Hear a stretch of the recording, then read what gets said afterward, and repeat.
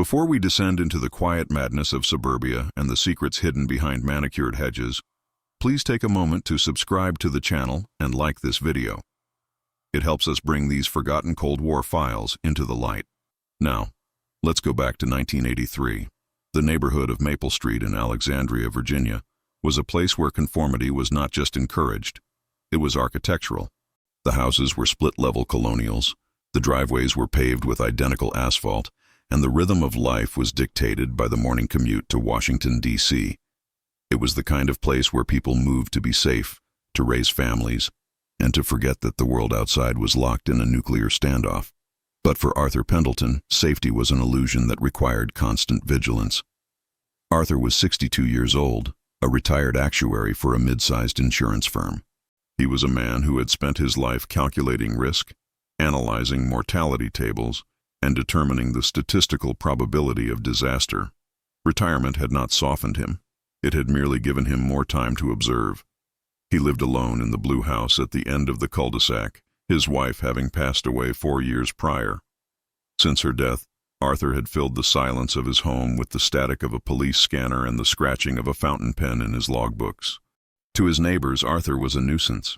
He was the man who measured the grass height with a ruler, the man who called the city if a trash can was left out past 6 p.m., the man who stood at his living room window, parting the curtains just enough to watch the street.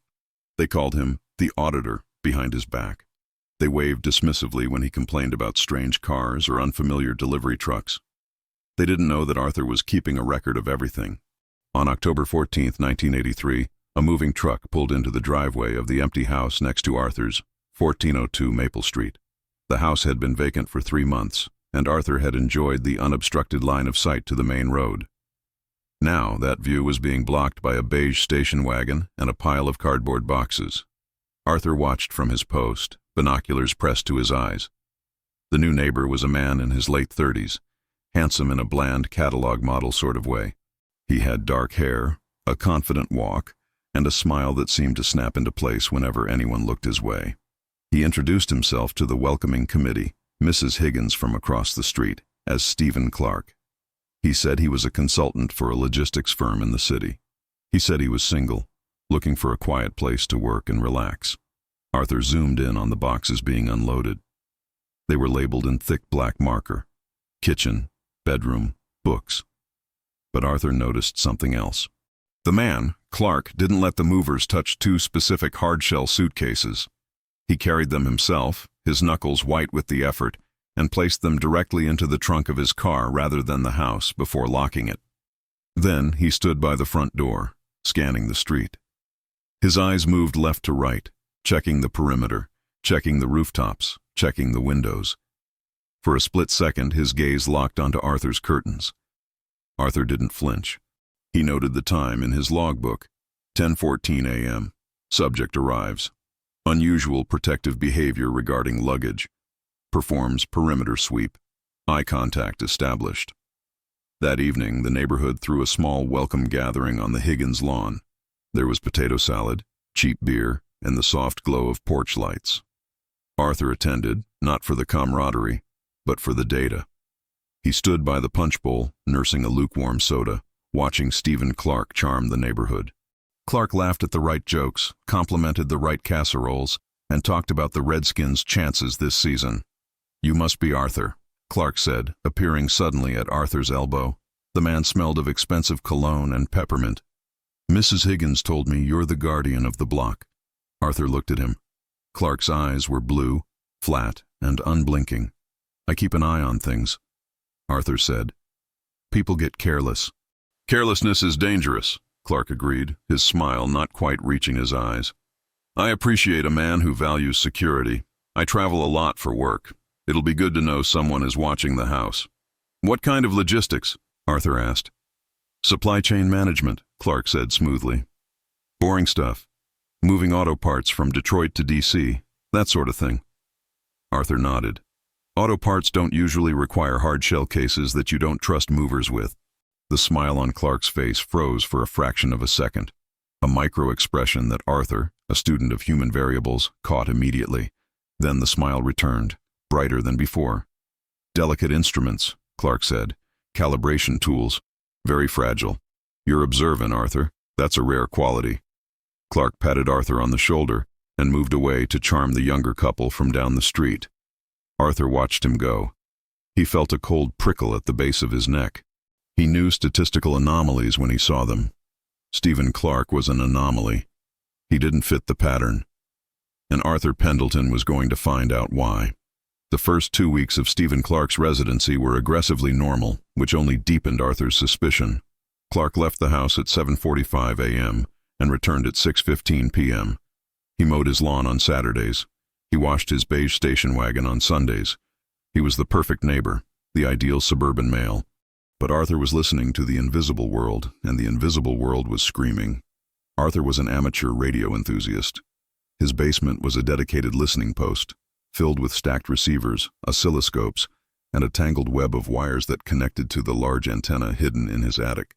He spent his evenings trawling the shortwave bands, listening to the chatter of the world, shipping forecasts from the Atlantic, time signals from Colorado, and the occasional scrambled transmission that hinted at the shadow war being fought over the airwaves.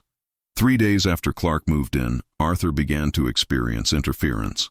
It started as a low hum on the 14 megahertz band, a rhythmic pulsing that bled through his speakers. It wasn't the random static of a thunderstorm or the buzz of a faulty power line. It was structured. It was deliberate. Arthur adjusted his squelch knob, leaning in. The sound was sharp, mechanical. Dat, dat, dat, shh, dat. It lasted for 12 seconds, then vanished. He checked his equipment. Everything was grounded. He checked the atmospheric reports. No solar flares. He rotated his directional antenna, sweeping the neighborhood to find the source of the RF energy. The signal strength needle on his receiver flickered, then spiked.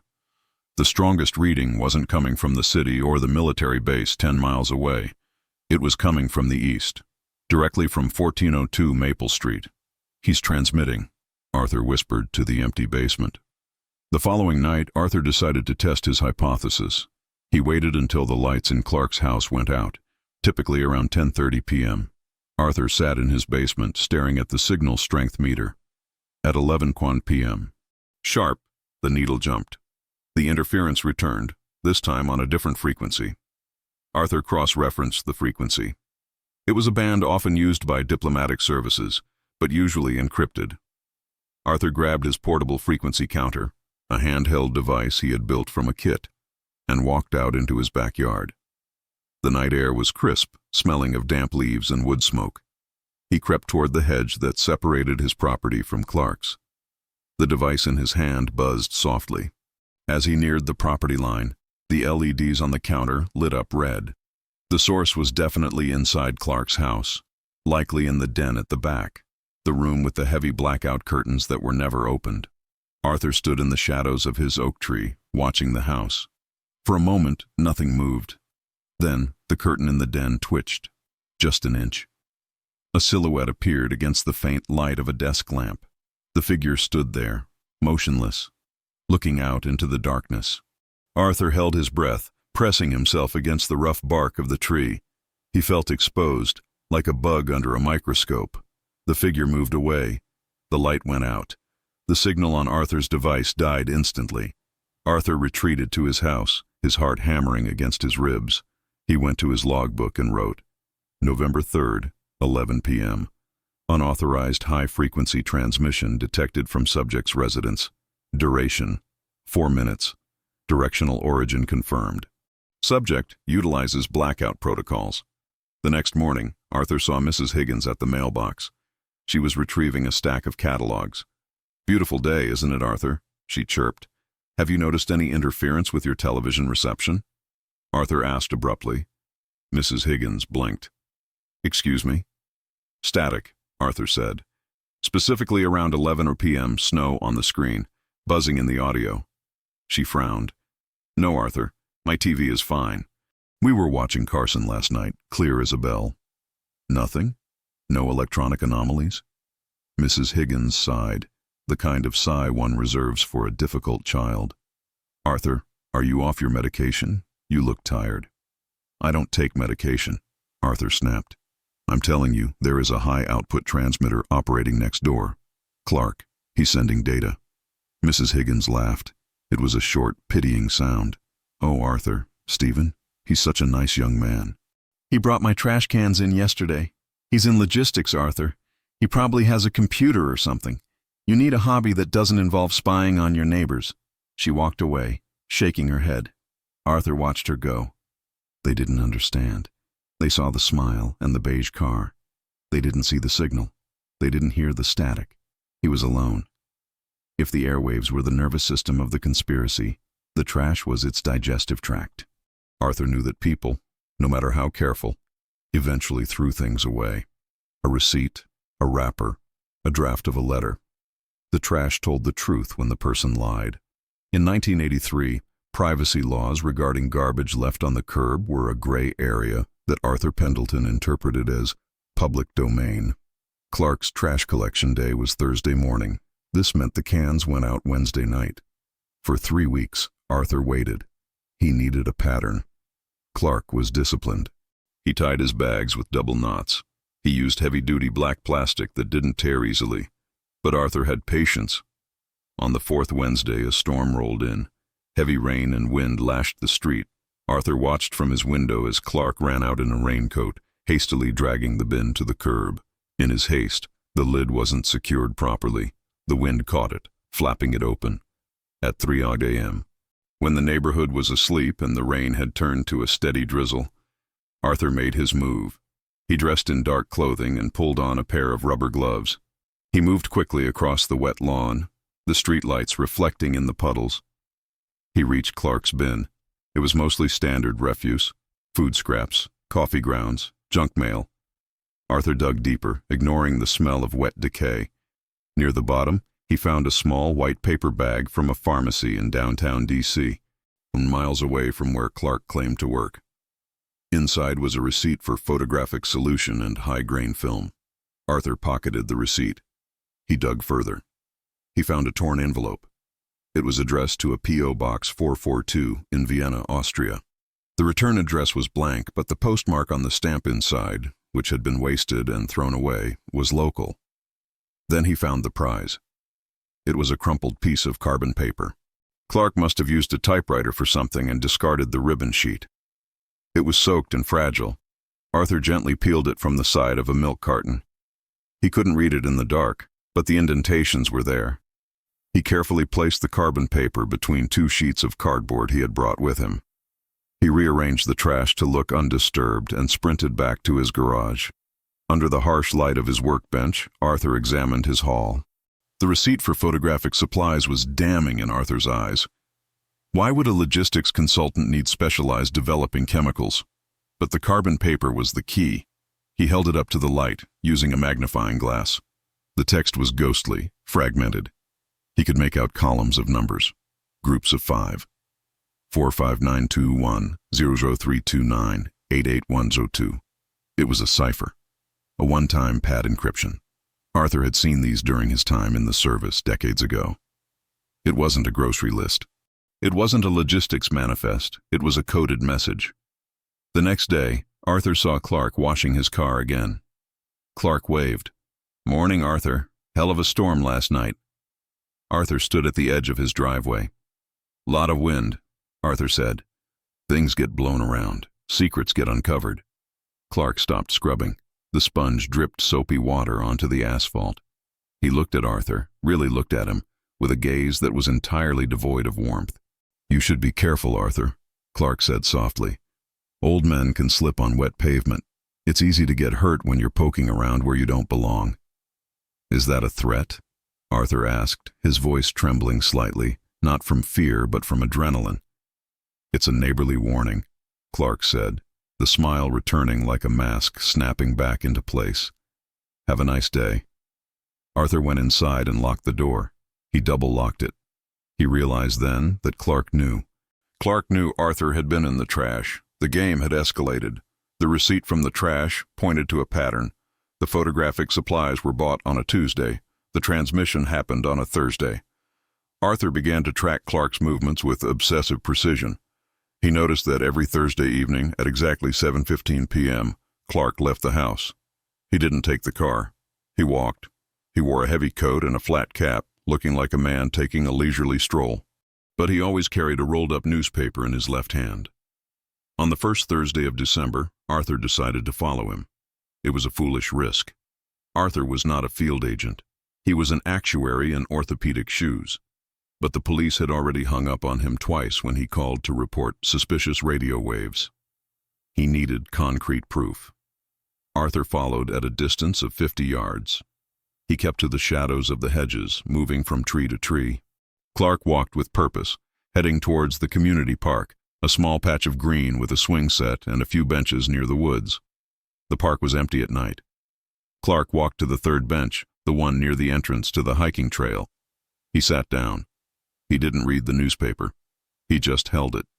He checked his watch. He looked around. Arthur crouched behind a cluster of azaleas, his knees protesting. He watched for 20 minutes. Nothing happened. Clark just sat there. Then, a jogger appeared. It was a woman in a blue tracksuit, running despite the cold. She ran past the bench. As she passed, she dropped a glove. She stopped, bent down to pick it up, and in that fluid motion, she placed a small magnetic metal box under the bench. She picked up her glove and kept running. She didn't look at Clark. Clark didn't look at her. 5 minutes later, Clark stood up. He stretched. He placed his newspaper on the bench and walked away. The newspaper remained there. Arthur was paralyzed. He wanted to run and grab the newspaper. He wanted to check under the bench.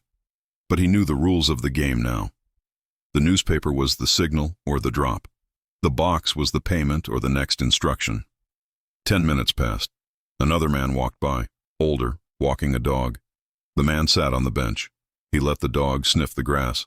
His hand drifted down, casually, and retrieved the magnetic box from underneath. He tucked it into his pocket.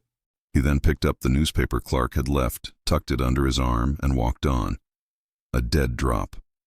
A classic, textbook dead drop. Arthur waited until they were all gone before he dared to move. He was shaking. He had witnessed a felony, or treason. He hurried home, his mind racing. He needed to tell someone who would listen. He needed the FBI, but he remembered the laughter of the neighbors. He remembered the dismissal of the local police. Crazy Arthur. The auditor. If he went to them with a story about joggers and dog walkers, they would commit him. He needed photographs. He needed to catch Clark in the act, on film, with a face clearly visible. He spent the rest of the night cleaning his old Canon camera, loading it with high-speed black and white film. He practiced focusing in the dark. He wasn't just a neighbor anymore. He was a witness. Arthur bought a ghillie suit. It was a ridiculous purchase, ordered from a surplus catalog. A mesh suit covered in camouflage strips designed for snipers and hunters. When it arrived, he felt foolish trying it on in his living room. He looked like a swamp monster. But his backyard faced the woods that bordered the park, and if he wanted to get close enough to photograph the next exchange, he needed concealment. He told Mrs. Higgins he was taking up bird watching. The migration patterns are fascinating this time of year, he lied, standing on his porch with a pair of binoculars around his neck. That's nice, Arthur, she said, eyeing him warily. Just don't point those things at my bathroom window. I have no interest in your bathroom, Martha, he grumbled. For the next 2 weeks, Arthur spent his evenings lying in the damp leaves at the edge of the woods, waiting. He learned Clark's routine was not perfectly rigid. Clark skipped a Thursday. He went out on a Monday instead. Arthur missed that one. He berated himself for the error. Variables, he thought. Always account for variables. On the third week, the pattern reset. Thursday, 7:15 p.m. Arthur was in position early. He lay prone in the underbrush, the cold seeping into his bones. His camera was resting on a small sandbag he'd fashioned from an old sock. The lens was focused on the bench. Clark arrived on schedule.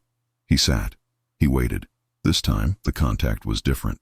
A car pulled up to the curb of the park, a black sedan with diplomatic plates. Arthur's heart leaped. He zoomed in. The plates started with FC, Foreign Consul. A man stepped out of the car. He didn't approach the bench. He stood by the car, lighting a cigarette. Clark stood up and walked toward him. This wasn't a dead drop. This was a meet. Arthur held his breath. He pressed the shutter release. Click. The sound seemed deafening in the quiet night. He wound the film. Click. Clark and the man were talking.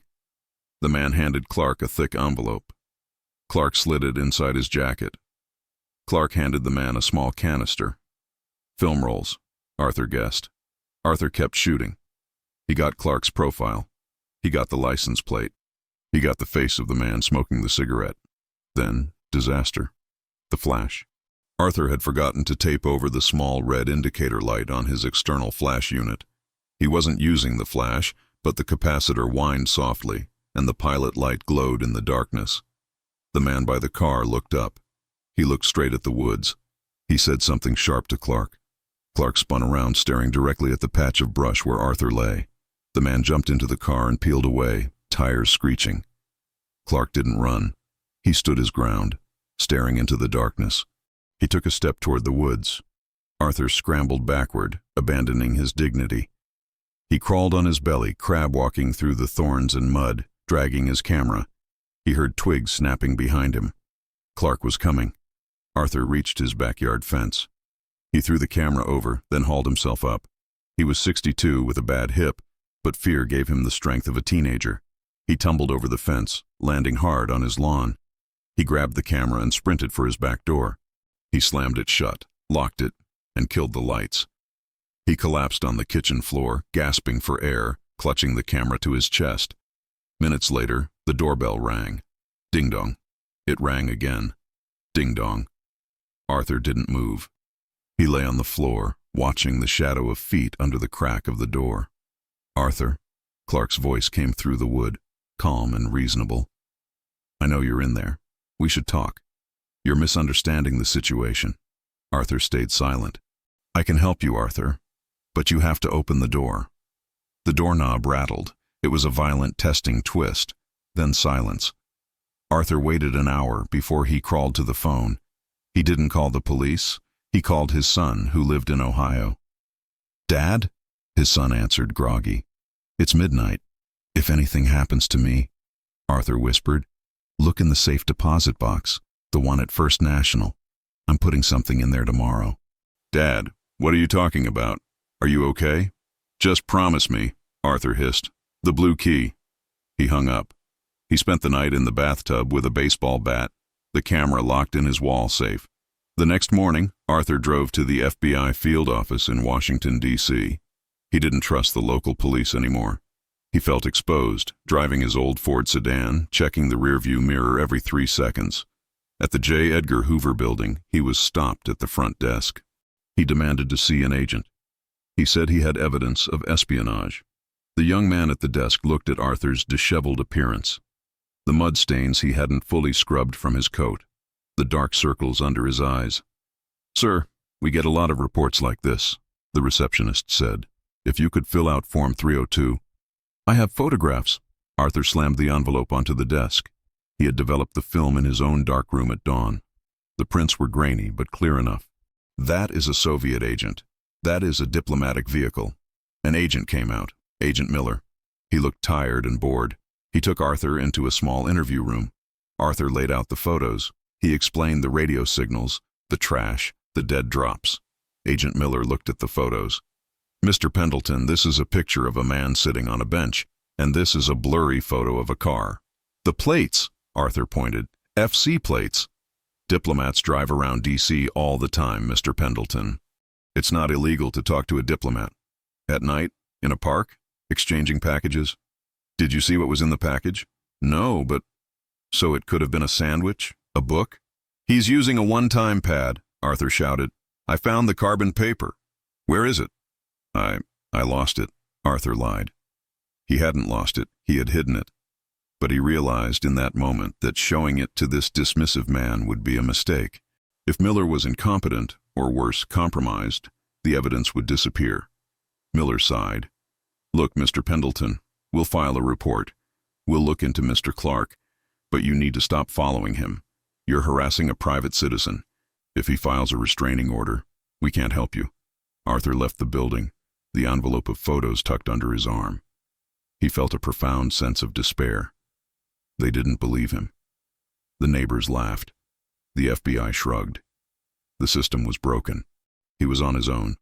2 days later, an invitation appeared in Arthur's mailbox. It was a creamy card with gold lettering. Holiday Mixer. Hosted by Stephen Clark. Saturday, 7 p.m. It was a summons.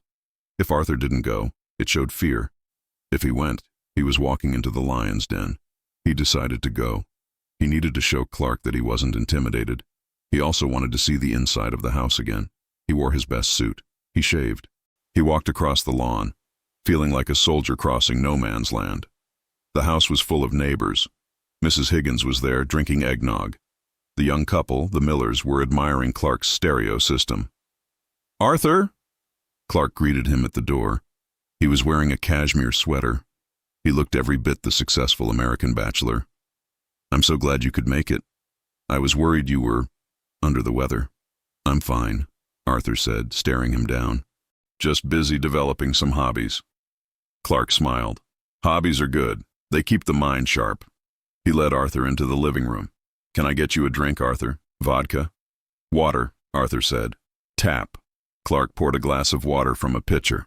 "You know, Arthur, I've been thinking about what you said, about the static. I had a technician come out. Turns out it was a faulty refrigerator compressor. It's been fixed." "Is that so?" Arthur said. "And the joggers in the park? Faulty compressors too?" Clark leaned in close. The noise of the party faded into the background. "You have a vivid imagination, Arthur. It's charming. But imagine if people thought you were dangerous. Imagine if the police thought you were a threat to the neighborhood, a senile old man with a gun collection and a history of paranoia." "I don't have a gun collection," Arthur said. "We can arrange for one to be found," Clark whispered. The threat was so casual, so polite, it took a moment to register. "Enjoy the party, Arthur." Arthur stood frozen. He looked around the room. His neighbors were laughing, eating, oblivious. Clark was right. If he wanted to, he could frame Arthur. He could destroy him. And these people would believe it because they already thought Arthur was crazy. Arthur went to the bathroom. He locked the door. He splashed cold water on his face. He needed an exit strategy. But as he reached for a towel, he noticed something. The medicine cabinet wasn't fully closed. He opened it. No toothpaste, no aspirin, just a single bottle of generic pain relievers and a stack of passports. Arthur's hand trembled. He reached out. He flipped the first one open. Stephen Clark, USA. He flipped the second. Peter Kogan, Canada. He flipped the third. Grigory Vlasov, USSR. He heard footsteps outside the door. Arthur shoved the passports back, closed the cabinet, and flushed the toilet. He unlocked the door just as the handle turned. Clark was standing there. "Everything all right in there, Arthur?" "Just the water," Arthur said, pushing past him. "I'm leaving." "Leaving so soon?" Clark watched him go, his eyes narrowing. "But we haven't cut the cake." Chapter 8. The Blue Sedan. Arthur didn't sleep that night. He sat in his chair, a shotgun across his lap, the one gun he actually owned, an old hunting piece. He knew he had seen the smoking gun, the passports, but seeing wasn't proving. The next morning, Sunday, a blue sedan pulled up to Clark's house. It wasn't the Diplomat. It was a repair van. Metro Telecom. 2 men in coveralls got out. They carried heavy toolboxes into the house. Arthur watched. Metro Telecom didn't work on Sundays, and they didn't wear suits under their coveralls. He saw the pant leg of one man ride up as he stepped onto the porch. Gray wool suit trousers. They were installing something, or removing something. Arthur grabbed his frequency scanner. The signal was going crazy. It was a burst transmission, high speed, compressed data being shot out in seconds to minimize detection. They were clearing the cache. Clark was burning the house. He was getting ready to run. "He's leaving," Arthur realized. "He's blowing his cover." Arthur called the FBI again. He asked for Agent Miller. "Miller isn't in," the desk sergeant said. "Listen to me," Arthur screamed into the receiver. "He is leaving. He is destroying evidence. Send a car." "Sir, please calm down." Arthur slammed the phone down. He had to stop them. He didn't know how, but he couldn't let Clark disappear with the secrets he had stolen. Arthur ran to his garage. He grabbed a box of nails. He grabbed his hammer. He ran out to the driveway. Clark's station wagon was parked on the street behind the repair van. Arthur knelt by the tires. He wasn't subtle. He jammed a 3-inch nail under the tire of the station wagon. Then the van. "Hey!" Arthur looked up. One of the repairmen was standing on the porch. He reached into his coveralls. Arthur didn't wait. He ran back to his house. A pop, like a firecracker, sounded behind him. A chip of brick exploded off the corner of his house. They were shooting at him, in broad daylight, on Sunday. Arthur dove into his hallway. He crawled to the kitchen. He could hear shouting outside. Mrs. Higgins was screaming, "He's got a gun! The crazy old man has a gun!" Arthur realized with horror that they weren't shooting at him anymore. They were shouting about him. Clark was spinning the narrative. He was telling the neighbors Arthur had attacked them. Sirens wailed in the distance. Police. Finally. But who had called them? Arthur peered out the window. Clark was standing in the yard, pointing at Arthur's house, acting the terrified victim. The repairmen were gone. The van was speeding away. They had left Clark behind to clean up the mess. The police cruisers screeched to a halt. Officers spilled out, guns drawn, aiming at Arthur's house. "Arthur Pendleton, come out with your hands up." Arthur stood up. He walked to the door. He opened it. He raised his hands. "He's a spy," Arthur yelled. "Check his basement. Check the passports in the bathroom." "Get on the ground," the officer screamed. Arthur knelt. He was handcuffed. He was shoved into the back of a cruiser. The neighbors watched, Mrs. Higgins shaking her head, the young couple looking horrified. They saw exactly what they expected to see, the neighborhood crank finally snapping. Clark stood by the police sergeant, looking shaken. "I don't know what set him off," Clark was saying. "He's been harassing me for weeks. He attacked the telecom guys with a hammer." Arthur watched through the glass. He felt a tear roll down his cheek. He had failed. Chapter 10. The Turn. Arthur sat in a holding cell at the county station. They had taken his shoelaces. They had taken his belt. He sat on the metal bench, staring at the concrete floor. 3 hours passed. Then the door opened. It wasn't the local cop. It was a man in a gray suit. He looked sharp, dangerous, and very tired. "Mr. Pendleton," the man said. "I'm Special Agent Rossi, FBI Counterintelligence." Arthur looked up. "You're late." Rossi sat down. "You made a lot of noise today, Arthur." "He's a KGB illegal," Arthur said flatly. "He goes by Stephen Clark. His real name is probably Vlasov. He has a shortwave transmitter in his den. He uses dead drops in Rock Creek Park. He has 3 passports in his medicine cabinet." Rossi stared at him. "How do you know about the passports?" "I broke into his bathroom during a party." Rossi cracked a smile. "A genuine one. You're a menace, Arthur. You compromised a federal investigation." Arthur blinked. "What?" "We've been watching Vlasov for 6 months," Rossi said. "We knew about the radio. We knew about the dead drops. We were waiting for him to lead us to his handler. We were waiting for the big fish." I didn't know," Arthur stammered. "No, you didn't. And when you started poking around, Vlasov got spooked. He called for an extraction. That's who the repairmen were. They were cleaning the site. Did you catch them?" "We got the van," Rossi said. "And because you flattened their tires, they didn't get far. We got the handler. We got the code books." Arthur sat back, the breath rushing out of him. "So, I helped?" "You made a mess," Rossi corrected. "But, yeah, you stopped the extraction. Vlasov is in custody. We picked him up while he was giving his statement to the police about you." Chapter 11. The Takedown. The release of Arthur Pendleton was quiet. The arrest of Stephen Clark was not. When the police realized that the victim was a Soviet spy and the crazy neighbor was a whistleblower, the atmosphere shifted. The FBI took over the crime scene at 1402 Maple Street. They brought in trucks. They brought in men in hazmat suits to check for chemical agents. They ripped out the walls of the den, exposing the massive transmitter hidden behind the drywall. They found the cameras, the microdots, the maps of defense contractor facilities in Northern Virginia. Arthur was driven home by Agent Rossi. When he stepped out of the car, the neighborhood was silent. The yellow tape was fluttering in the breeze. Mrs. Higgins was on her porch. She watched Arthur walk up his driveway. She looked at the FBI agents hauling boxes of evidence out of the house next door. She looked back at Arthur. She didn't wave. She looked ashamed. She looked terrified. Arthur didn't gloat. He didn't shout, "I told you so." He just walked to his front door, unlocked it, and went inside. The next day, the story broke. The newspapers ran with the headline, "Spy Nest in Suburbia." They mentioned a vigilant neighbor who had aided authorities.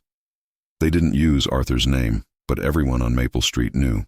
The neighbors who had laughed at him, who had mocked his ruler and his logbooks, now looked at his house with a mixture of awe and fear. They realized that while they were watching TV, Arthur had been watching the war. Chapter 12. The Silence. 2 weeks later, life on Maple Street had returned to a semblance of normalcy, but the innocence was gone. The house at 1402 stood empty, a black hole in the manicured row. Arthur was in his backyard, filling his bird feeder. He wasn't wearing the ghillie suit. He was just Arthur, in his cardigan and slacks. A car pulled up. It was the young couple, the Millers. The husband walked up to the fence. "Mr. Pendleton?" Arthur turned. "Yes?" The young man struggled. "We just wanted to say thanks for watching out for us. We didn't know." Arthur looked at him.